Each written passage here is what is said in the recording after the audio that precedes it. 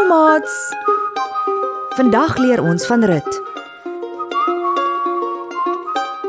Rut en haar skoonma Naomi is arm weduwees.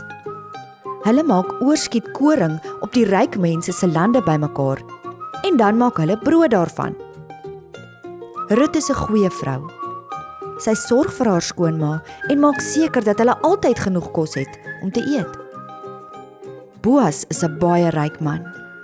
Hy sien hoe Rut koring bymekaar maak en hy voel jammer vir haar. Boas sien dat Rut 'n goeie hart het en dat sy haar skoonma so mooi versorg. Boas raak verlief op Rut en trou met haar. Rut en Naomi is baie gelukkig, want Boas is goed vir hulle. Kom ons kyk na hierdie woorde. Rut, brood, hart, koring, gelukkig. Bye maats, kom kuier asseblief weer by ons in Ligland.